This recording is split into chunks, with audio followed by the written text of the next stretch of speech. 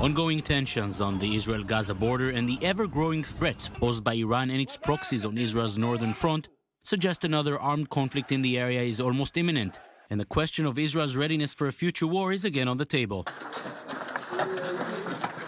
The IDF claims it is at the highest level of preparedness, and earlier this week showcased a special drill of the recreated Haruv elite unit specializing in urban warfare, such as the one these soldiers are expected to find in Gaza or in Lebanon. But not everyone in the military establishment is so optimistic. A recent report presented by retired Major General Itzhak Brick, a former war hero and current Commissioner of Soldiers' Complaints in the Ministry of Defense, warns of deep problems within the army, especially when it comes to ground forces. Another retired Major General, Noam Tibon, knows all about the ground forces. He was the chief infantry officer in the IDF, and is well aware of the problems raised. I think that the main concern is about the reserve units, which is the majority of the ground forces. Their equipment, their training, logistics area. The report also raises the issue of priorities within the army. While in previous wars, ground forces were seen as the most crucial for victory, today the glory and the funds have been redirected.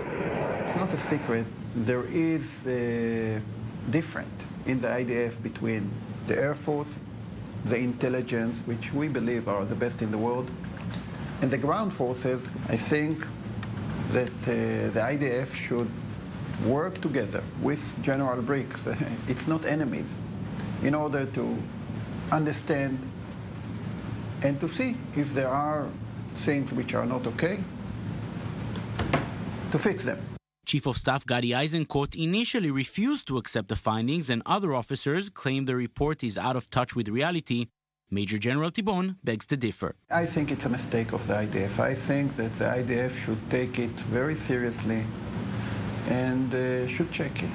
Instead of, fighting, it's not personal.